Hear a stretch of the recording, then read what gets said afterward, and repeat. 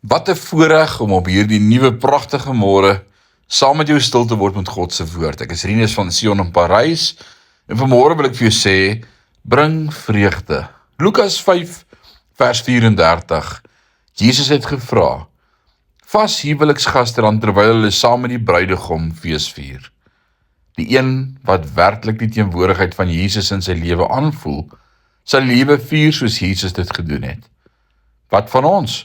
Het ons uit die oog verloor dat Jesus Christus gekom het om vir ons lewe en lewe in oorvloed te bring, om ons ware viering te laat ervaar? Sou ons gereedelik na 'n buurtfunksie genooi word? Sluit ons kollegas ons in wanneer hulle bymekaar kom? Of is daar iets omtrent ons soos fariseërs dat hulle gerieflik vergeet om ons uit te nooi? Jesus is ingesluit in allerlei partytjies. Die gewone mense het hom maklik omhels en daarvan gehou om voortdurend rondom hom te wees. Hoekom? Omdat hy 'n hoër mate van vreugde gebring het oral waar hy gegaan het.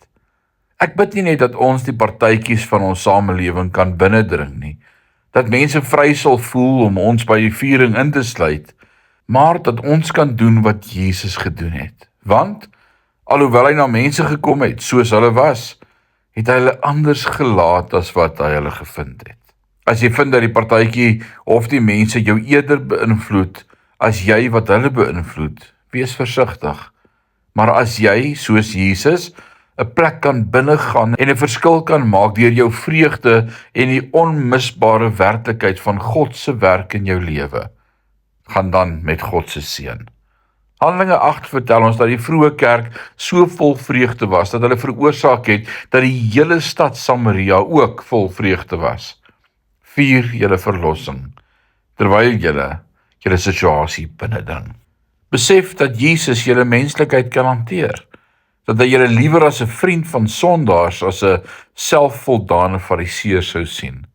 Gaan dan voort om 'n verskil in julle gemeenskap te maak. Mag die Here my en jou in hierdie dag gebruik om oral waar ons gaan, sy liefde te deel. Die Here seën jou. Amen.